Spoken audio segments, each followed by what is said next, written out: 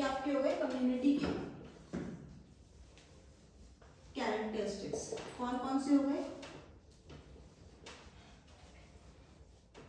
तो इसके basically 4 characters होते हैं। कौन कौन से हुए कैरेक्टरिस्टिक्स इसके?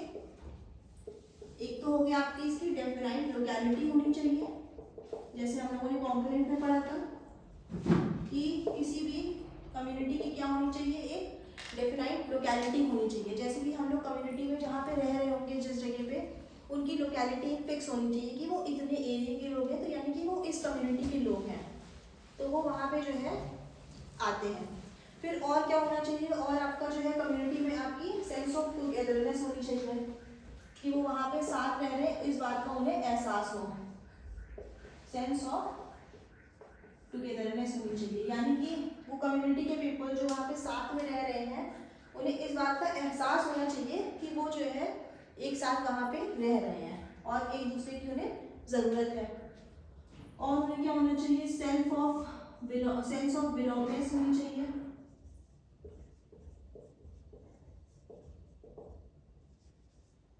उन्हें क्या क्या इस किस चीज़ की ज़रूरत है उन्हें वो पता होना चाहिए।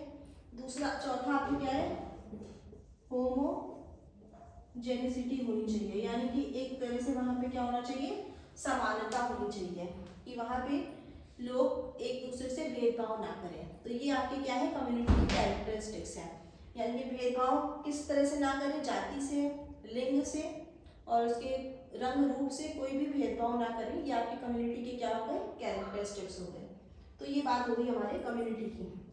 अब हम लोग जान लेंगे कम्युनिटी हेल्थ नर्सिंग का जो रोल है, एक कम्युनिटी हेल्थ नर्स का क्या होता है, ये हम लोग आगे वैसे पढ़ेंगे अच्छे से, लेकिन अभी के लिए आप सुन लीजिएगा कि जो कम्युनिटी हेल्थ नर्सिंग है हमारा सब्जेक्ट, उसमें क्या होता है कि आपका जो ये सब्जेक्ट है ये आपको बताता है कि कैसे हम लोग के आपस में बातचीत करने से भी एक बीमारी फैल सकती है, साथ में खाना खाने से बीमारी फैल सकती है। क्या ऐसी है, जैसे अभी कोविड-19 आया था, उसमें बहुत इंपॉर्टेंट था कम्युनिटी का रोल। जो आपका कोविड-19 आया था, कोविड-19 जो था उसमें इस कम्युनिटी का रोल सबसे ज़्यादा था, क्योंकि वहाँ पे क्वारंटीन क्यों किया जाता था? क्योंकि वहाँ के जो लोग थे आसपास, उनको वो बीमारी फैलने के बहुत ज़्यादा चांसेस थे, इसी वजह से क्या किया जाता था? उन्हें क्वारंटीन किया जाता था।